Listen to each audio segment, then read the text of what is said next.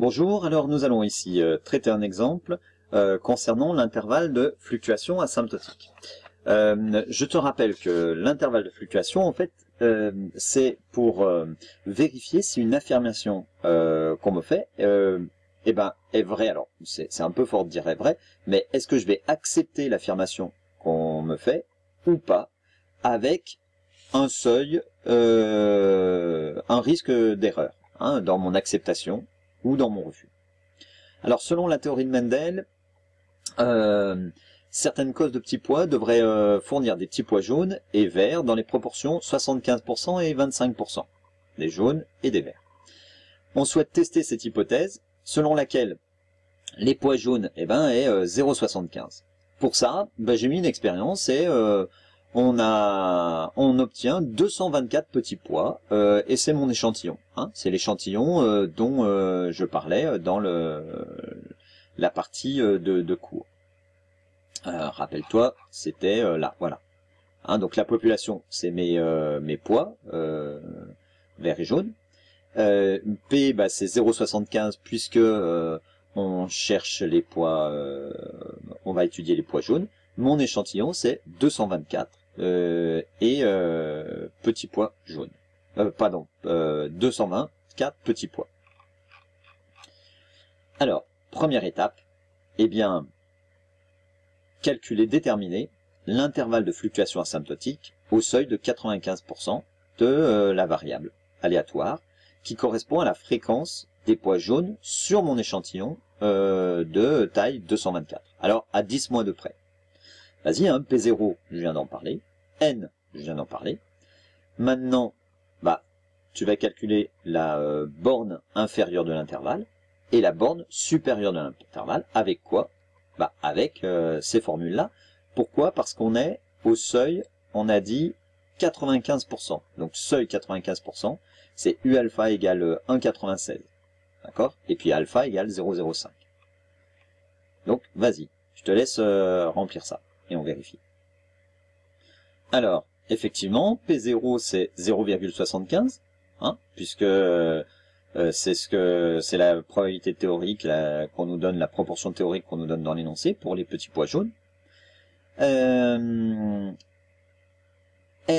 c'est 224, c'est l'échantillon, d'accord? On remplace dans la formule, donc ça fait P 0,75 moins 1,96. 1,96, je te rappelle que c'est le U indice 0,05, puisqu'on est au seuil de 95%. Racine de P c'est 0,75. 1 moins P c'est 0,25, divisé par racine de l'échantillon, là c'est 224. On fait ce calcul-là, on trouve à peu près 0,69 à 10 mois de près. On fait le même calcul pour la borne supérieure de l'intervalle, avec un plus ici, 0,81. Et ça veut dire maintenant que l'intervalle de fluctuation asymptotique au seuil de 95% de la variable aléatoire correspondant à la fréquence des pois jaunes sur un échantillon de taille 224, cet intervalle, grand I dont on parlait tout à l'heure, c'est 0,69, 0,81. Voilà. Alors maintenant, énonce la règle de décision permettant de rejeter ou non l'hypothèse P égale 0,75 au seuil de 5% sur cet échantillon dont on parle de taille 224. Voilà. Il te suffit d'écrire la règle, mais avec les valeurs qui sont là. Vas-y. Oui, alors, la règle, il faut dire qu'on calcule la fréquence des petits pois jaunes sur l'échantillon qu'on a, c'est-à-dire de 224. Si cette fréquence est dans l'intervalle grand I, on ne rejette pas l'hypothèse, c'est-à-dire l'hypothèse selon laquelle la proportion des petits pois jaunes est de 75%. Mais attention, au seuil de 5%, d'accord? Alors attention, c'est l'intervalle de fluctuation asymptotique qui est au seuil de 95%, mais par contre c'est je ne rejette pas l'hypothèse ou je la rejette au seuil de 5%. Ma décision, elle est au seuil de 5%, mais mon intervalle, il est au seuil de 95%. Si cette fréquence n'appartient pas à l'intervalle, à ce moment-là, on va rejeter l'hypothèse qu'on nous fait, c'est-à-dire que la proportion des petits pois jaunes est de 75% parmi les causes de petits pois.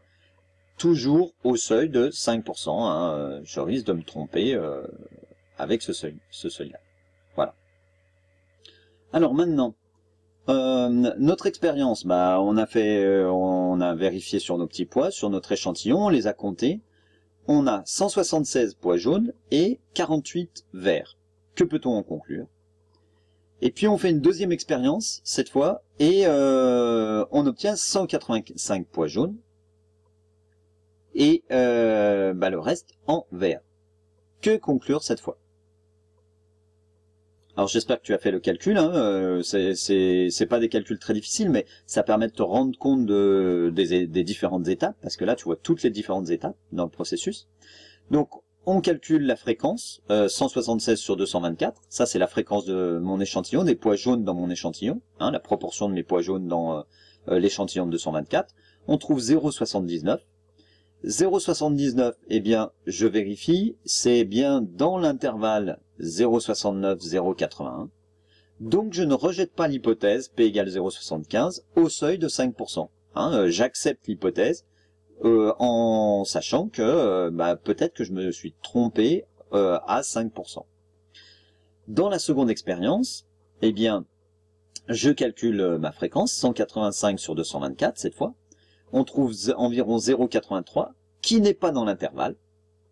Donc je rejette l'hypothèse 0,75, qui est la proportion théorique des pois jaunes, au seuil de 5%.